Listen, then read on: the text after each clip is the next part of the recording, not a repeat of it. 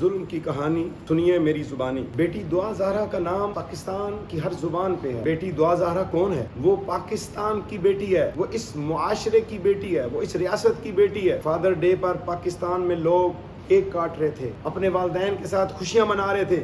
دعا زہرا کا والد آسمان کی طرف منہ کر کے رو رہا تھا، آہیں بھر رہا تھا۔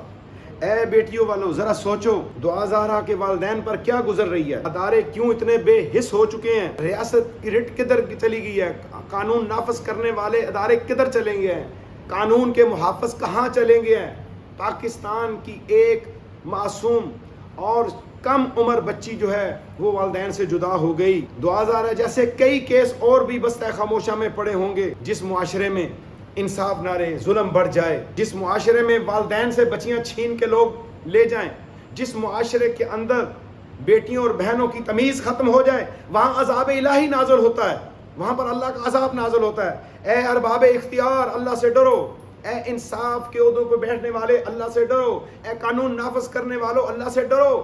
دعا زہرا کو برآمد کر کے اس کے والدین تک پہنچاؤ، اور اس بچی کو جلد از جلد اس کے والدین تک پہنچنا چاہیے۔ دعا زہرا والا واقعہ کیوں رونما ہوا؟ یہ سارے معاشرے کے رسم و رواج، تعلیمی نظام اور میڈیا کا نظام اور انصاف کا نظام، جسٹس کا جو نظام ہے، اس کے اوپر سوالیہ نشان ہے۔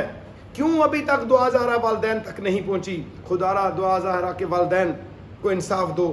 آپ اسلامی قوانین اور ملک کی قوانین کی بھی خلاف ورزی کر رہے ہیں۔ کم عمر بچی کس طرح اپنی مرضی سے شادی کر سکتی ہے؟ اور اس کے لیے عدالتی کمیشن ہونا چاہیے، انکوائری ہونی چاہیے اور فیصلہ ہونا چاہیے، اور انہیں سخت سے سخت سزا دی جائے جو اس کے اندر شریک ہیں۔